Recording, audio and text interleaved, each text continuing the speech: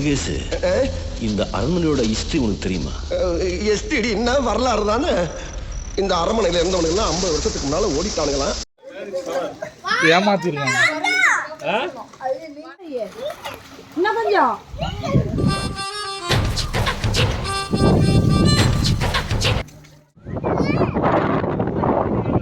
ஓடி அருவி கொட்டுதே அடிய மேல. Hello friends, welcome to Mitesh vlogs. இன்னைக்கு நம்ம ஒரு vlog தான் பார்க்க போகிறோம். ஸோ யாரும் ஸ்கிப் பண்ணாமல் பாருங்கள். ஃபியூ மந்த்ஸ்க்கு முன்னாடி பார்த்தீங்கன்னா என்னோட ஹஸ்பண்டோட ஃப்ரெண்டுக்கு தூத்துக்குடியில் மேரேஜ் வச்சுருந்தாங்க. ஸோ நாங்கள் அங்கே போகலான்னு பிளான் பண்ணியிருந்தோம். தூத்துக்குடி பக்கத்தில் தான் கன்னியாகுமரி இருக்குது. ஸோ ஆனது ஆச்சு, அங்கேயும் அப்படியே ஒரு சின்ன ட்ரிப் அடிக்கலாம்னு சொல்லிட்டு ஃபேமிலியாக எல்லாம் கிளம்பிட்டோம். எங்களுக்கும் கரெக்டாக வீக்கெண்டாக இருக்கவும் நாங்கள் ஃப்ரைடே நைட் போல் கிளம்பிட்டோம். ஆக்சுவலாக சென்னை டு கன்னியாகுமரி பார்த்தீங்கன்னா தோராயமாக 700 கிலோமீட்டர் வரும். ஸோ விருதுநகரில் சின்னதாக பிரேக் எடுத்தாச்சு. அங்கே ஒரு ரூம் எடுத்து ஸ்டே பண்ணிட்டு நெக்ஸ்ட் டே மார்னிங் கிளம்பலான்னு பிளான் பண்ணியிருந்தோம்.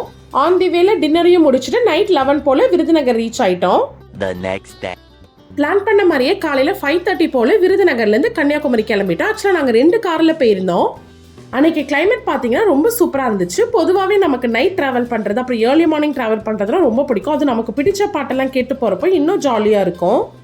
என்ன ஒன்று, எங்கள் கூட இருக்க குட்டீஸ் எல்லாம் நல்லா வம்பிழுத்துட்டே வந்தாங்க. அதுவும் என் பையனை சொல்லவே வேணாம். விருதுநகர்லேருந்து கன்னியாகுமரி வந்து 181 கிலோமீட்டர். ஸோ சின்னதாக டீ பிரேக் எடுத்துகிட்டு மறுபடியும் கிளம்பிட்டோம். எங்கள் வீட்டில் பார்த்தீங்கன்னா எல்லாருமே பசங்க தான், பொம்பளை பிள்ளைங்க கிடையாது. ஸோ சொல்லவே வேணாம், சரியான சேட்டை பிடிச்ச பசங்க. இந்த ஸ்பாட் என்ன ஸ்பாட்னு உங்களுக்கு ஞாபகம் இருக்கா? இது வேற ஒன்றும் இல்லைங்க, நம்ம நிறைய படத்தில் பார்த்துருப்போம். இங்கே தான் ஃபைட் சீன் அது இது நிறைய எடுத்திருப்பாங்க. நேரில் பார்க்க ரொம்ப நல்லா இருந்துச்சு.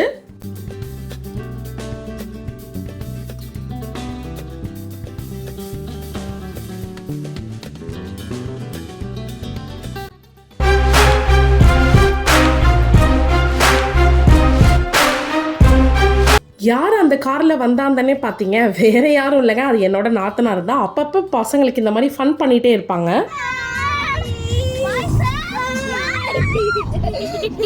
பசங்க போட்ட ஆட்டத்தில் தூங்குவாங்கன்னு பார்த்தேன். ஆனால் ஹோல் ஜேர்னியுமே நல்லாவே வேடிக்கை பார்த்துட்டு வந்தாங்க. அது மட்டும் இல்லாமல் பார்க்குற ஒரு இதுலேயும் ஒரு சில டவுட்ஸ்லாம் கேட்டாங்க. இது எப்படி ஒர்க் ஆகுது, அது என்ன, இது என்ன அப்படின்னு ஒரு ஜென்ரலான ஒரு சில கொஷின்ஸ்லாம் கேட்டாங்க. பரவாயில்ல, நல்ல பசங்க. ஒரு வழியாக கன்னியாகுமரி ரீச் ஆகிட்டோம். நாங்கள் எப்படி பிளான் பண்ணியிருந்தோம்னா சாட்டர்டே ஃபுல்லாக கன்னியாகுமரி சுற்றி பார்த்துட்டு அதுக்கப்புறம் சண்டே மேரேஜ் அட்டன் பண்ணுற மாதிரி பிளான். நாங்கள் ஏற்கனவே ரூம்லாம் புக் பண்ணிட்டோம். பட் ஸ்ட்ரைட்டாக நாங்கள் வந்து சுற்றி பார்க்க போயிட்டோம், முடிஞ்ச வரைக்கும் கவர் பண்ணணும்னு சொல்லிட்டு. ஃபர்ஸ்ட் எடுத்தோடனே நாங்கள் விவேகானந்த ராக் அப்புறம் திருவள்ளுவர் சிலைக்கு தான் போக பிளான் பண்ணோம். என்ன டைம் ஆக ஆக க்ரௌடும் ரொம்ப வந்துடும் சொன்னாங்க. ஸோ அதனால நாங்கள் ஃபர்ஸ்ட் போயிட்டோம். ஆனால் அங்கே போய் பார்த்தா ஒரு வண்டி கும்பல் ஏற்கனவே நின்றுட்டு இருந்துச்சு. ஐயோ எவ்வளோ நேரம் ஆகுன்ற மாதிரி கொஞ்சம் பயமாக இருந்துச்சு. நான் பிஃபோர் மேரேஜ் அப்பா அம்மாவோட கன்னியாகுமரி வந்திருக்கேன். பட் ஆஃப்டர் மேரேஜ் இப்போ தான் ஃபர்ஸ்ட் டைம் வரேன். எனக்கு இந்த பிளேஸ் பார்க்குறப்ப எல்லாமே புதுசாக இருந்துச்சு. நான் ரொம்ப வருஷம் ஆகிட்டனால எல்லாமே மாறிடுச்சு. இங்கே ஹைலைட்டாக இந்த கண்ணாடி பாலம் தான், அது பார்க்க ரொம்ப ஈகராக இருந்தேன். இங்கே போட் மூலியமாக தான் அங்கே போக முடியும். ஸோ போட்டிங்க்கு தனித்தனி காஸ்ட் வச்சுருக்காங்க. ஸோ 5 வயசுக்கு மேலே கண்டிப்பாக டிக்கெட் எடுக்கணும். நாங்கள் போனப்போ ஒரு ஆளுக்கு 200 ருபீஸ் சார்ஜ் பண்ணாங்க. மித்த டைம் எப்படின்னு தெரியல. நம்ம போட்குள்ளே ஏறுறதுக்கு முன்னாடி சேஃப்டிக்கு லைஃப் ஜாக்கெட் கொடுத்துருவாங்க. ஸோ நம்ம அதை வாங்கிட்டு போயிடலாம். இங்கே தான் உட்காரணும்னு கிடையாது, நமக்கு பிடிச்ச பிளேஸில் எங்கே வேணாலும் உட்காந்துக்கலாம். ஆனால் இருக்க க்ரௌடில் நமக்கு அந்த மாதிரி சூஸ் பண்ண முடியாது. எங்கே இடம் கிடைக்குதோ உட்காந்துக்க வேண்டிதான். ஒரு வழியாக போட்டிங் கிளம்பிருச்சு. எனக்கு ரொம்ப சந்தோஷமாக இருந்துச்சு. ஏன்னா நான் ரொம்ப வருஷம் முன்னாடி வந்தது திருப்பி பார்க்குறப்போ நம்மளோட பழைய மெமரிஸ் எல்லாமே ரீகலெக்ட் ஆகுதுல்ல.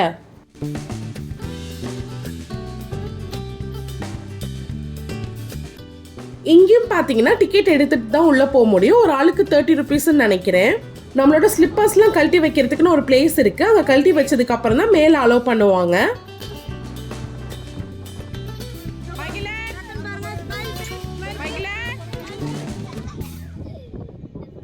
இங்க இருக்க தியான மண்டபத்தில் பார்த்தீங்கன்னா போட்டோஸ் வீடியோஸ் அலௌட் இல்லை. ஸோ அதனால அதை என்னால் காட்ட முடியல. அடுத்து நான் ஆவலா காத்திருந்த கண்ணாடி பாலத்துக்கிட்ட வந்தாச்சு. இந்த பாலத்தில் நடந்து போகிறப்போ ரொம்ப சூப்பராக இருந்துச்சு. திடீர்னு என்னோட ஹஸ்பண்ட் கேட்ட, இந்த பாலம் உடஞ்சி விழுந்துட்டா என்ன செய்யுதுன்னு கேட்க, அவர் சும்மானே இருக்க மாட்டேன் கம்முனுவான்னு இழுத்துட்டு போயிட்டாரு. ஆனால் ஒரு சில பேர் அதில் நடக்க பயந்துட்டு கொஞ்சம் சைடில் போயிட்டு இருந்தாங்க. பட் எங்களுக்கு ஜாலியாக இருந்துச்சு. இந்த பாலத்தில் ஓடவோ இல்லை உட்காரவோ இல்லை குதிக்கவோ அலௌடு கிடையாது. ஆனால் நம்ம பசங்க அப்படியா, எது செய்யாதுன்னா அதான் செய்வாங்க. ஆனால் அங்கே 2 போலீஸ் வந்து எப்பயுமே மானிட்டர் பண்ணிட்டு இருக்காங்க. ஸோ சேஃப்டி தான். இங்கே வந்ததுமே என்னோட பையன் ஒரு கொஸ்டின் கேட்டார். ரொம்ப காலமாக திருவள்ளுவர் நின்றுட்டே இருக்காரு, கால் வலிக்காத, சேர் கொடுங்க பாவோன்னு சொன்னார்.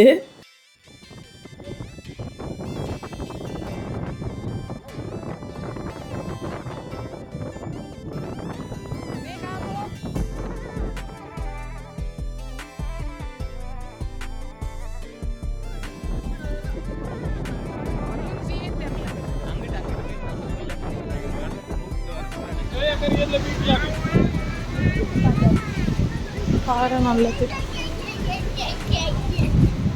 நம்மளை கூட்டிகிட்டு வந்த போட் கொஞ்ச நேரம் வெயிட் பண்ணுவாங்க, அப்புறம் விசில் அடிப்பாங்க, அதுக்குள்ளே நம்ம போய்க்கணும். அப்படி இல்லைன்னா நெக்ஸ்ட் வர போட்டில் நம்ம ரீச் ஆகிக்கலாம்.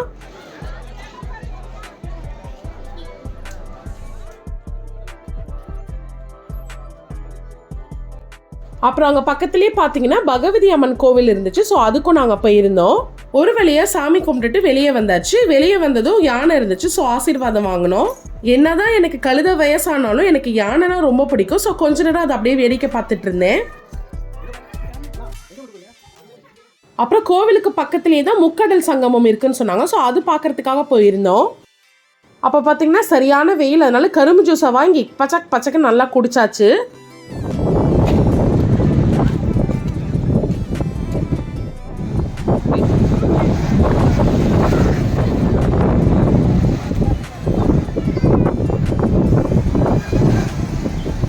அப்புறம் அங்கேருந்து எங்கே போகணுன்னு பார்த்தீங்கன்னா சாப்பிட தான். வழக்கம் போல் எல்லாருமே நான்வெஜ், நான் மட்டும் வெஜ். அப்புறம் என்னோட மாமியார் அன்னைக்கு வெஜ் தான் சாப்பிட்டாங்க. ஸோ யார் யாருக்கு என்ன வேணுமோ தனித்தனியாக ஆர்டர் பண்ணி சாப்பிட்டு முடிச்சுட்டு அடுத்து ரூமுக்கு போக பிளான் பண்ணிட்டோம். எங்களுக்கு ரூம் எங்கே புக் பண்ணியிருந்தோன்னு பார்த்தீங்கன்னா ஃபெர்டின் காட்டேஜ். நாங்கள் ஆல்ரெடி புக் பண்ணிட்டு வந்தனால டேரெக்டாக செக்இன் பண்ணிட்டோம்.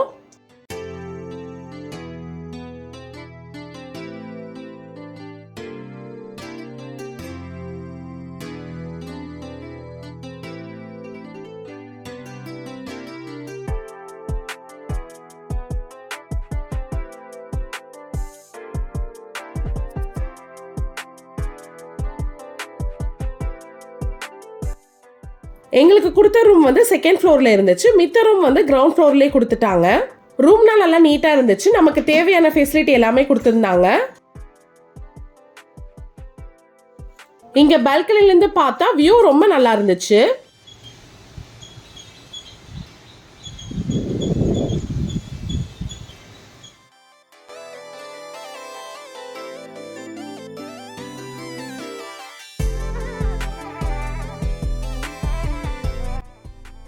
கொஞ்ச நேரம் ரூம்ல ரெஸ்ட் எடுத்துட்டு அதுக்கப்புறம் ஸ்விம்மிங் பூலுக்கு குளிக்க போயாச்சு. பொதுவாக ரூம் புக் பண்ணா ஸ்விம்மிங் பூல் இருக்கிற மாதிரி தான் புக் பண்ணுவோம்.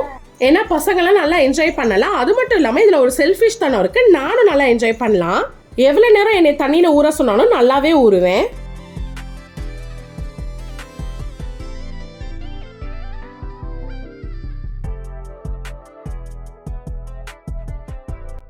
அப்புறம் ஜாலியாக நல்லா என்ஜாய் பண்ணோம். அது மட்டும் இல்லாமல் ஒரு குட்டி குட்டி சேலஞ்சஸ்லாம் விளையாண்டோம். ரொம்ப நல்லா இருந்துச்சு.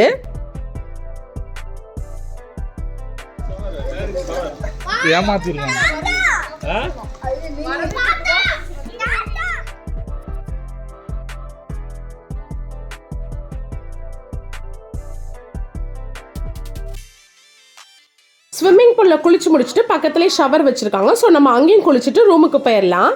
அடுத்து ஒரு 5:30 போல் சன்செட் பார்க்க போயிருந்தோம். எப்படின்னு டைம் ஆகும் தெரிஞ்சுட்டு அங்கே இருக்க பஜ்ஜி சோஜி அது இதெல்லாம் அரைச்சிட்டு இருந்தோம்.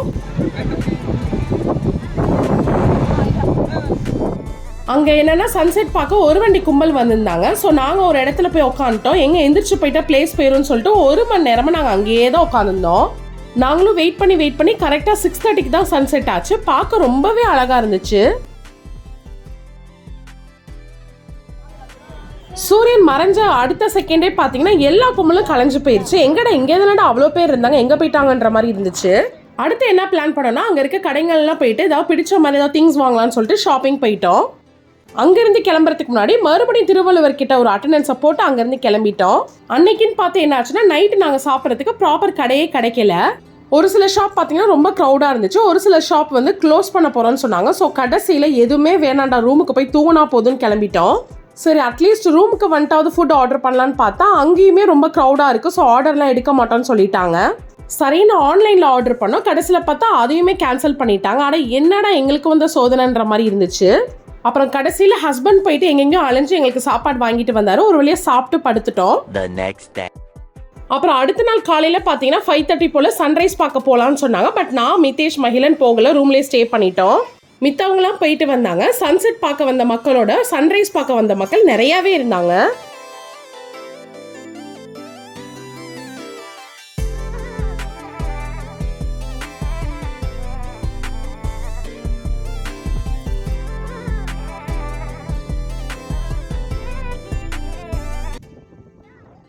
அடுத்த நாள் பார்த்தீங்கன்னா தூத்துக்குடியில் ஒரு மேரேஜ் இருக்குன்னு சொன்னேன். ஸோ குளிச்சு ரெடி ஆகிட்டு ரூமை வெக்கேட் பண்ணிட்டு கிளம்பிட்டோம். அங்கேருந்து கிளம்புறப்போ தூத்துக்குடிக்கு மேப் போட்டு தான் கிளம்பணும். ஆனால் கூகுள் அக்கா என்ன பண்ணிட்டாங்க, மெயின் ரூட்டை விட்டுட்டு அங்கங்கே சுத்த விட்டு கூட்டிகிட்டு போயிட்டாங்க. ஆனால் ஊரெல்லாம் பார்க்க ரொம்ப அழகாக இருந்துச்சு. எங்களுக்கு ஒரு பயம் என்னென்னா, நாங்கள் போகிறதுக்குள்ள கல்யாணமே முடிஞ்சிடும் போல அப்படின்ற மாதிரி தான் இருந்துச்சு. கல்யாணம் முடிச்சுட்டு ஒரு 2 மணி போல் கிளம்புனா நைட்டு 10 to 11 ரீச் ஆகலான்னு சொல்லிட்டு கிளம்பிட்டோம். ஆனால் எங்கள் கிட்ட நேரமோ என்னன்னு தெரியல, ஒரே மழை. கடைசியில் சாப்பிட கூட கடையே கிடைக்கல. கடைசியாக ஒரு கடையில் கல் தோசை மட்டும் இருந்துச்சு. ஸோ அதை சாப்பிட்டு கிளம்பிட்டோம். நம்ம ஒன்று பிளான் பண்ணால் கடவுள் ஒரு பிளான் பண்ணுவான்னு சொல்லுவாங்களா, அந்த மாதிரி தான் நாங்கள் பயங்கர டிராஃபிக்கில் மாட்டிட்டோம். 12:30 மணி, அப்புறம் 1:30, 2:30, 3:30, 4:30 பல ஹவர்ஸ் போயிட்டு கடைசியில் நாங்கள் வீட்டுக்கு ரீச் ஆன நேரம் பார்த்தீங்கன்னா 5:30. இதில் என்ன ஒரு பிரச்சனைனா, இந்த மாதிரி ட்ரிப்பு போயிட்டு வந்தால் ஜென்ஸ்க்குலாம் ஒன்றும் ப்ராப்ளம் இல்லை, அவங்க வந்தோடனே தூங்கிடலாம். ஆனால் லேடிஸ்க்கு அப்படி இல்லை, அவங்க வந்து சமைக்கணும். ஸோ எங்கள் வீட்லேயும் அப்படி தான். வந்தோடனே ஹஸ்பண்ட் பசங்களாம் தூங்கிட்டாங்க. நான் வந்து சமைக்க போயிட்டேன். சமைச்சிட்டு அவங்கள ஆஃபீஸ் ஸ்கூலுக்கு அனுப்பிச்சிட்டு வந்துச்சு. பாருங்கள் ஒரு பெருமூச்சு, அப்பாடா. இப்படி தான் எங்களோட வீக்கெண்ட் ட்ரிப் போச்சு. இந்த வீடியோ உங்களுக்கு பிடிச்சிருந்தா லைக் பண்ணிவிட்டு மறக்காமல் சப்ஸ்கிரைப் பண்ணிடுங்க. தேங்க்யூ.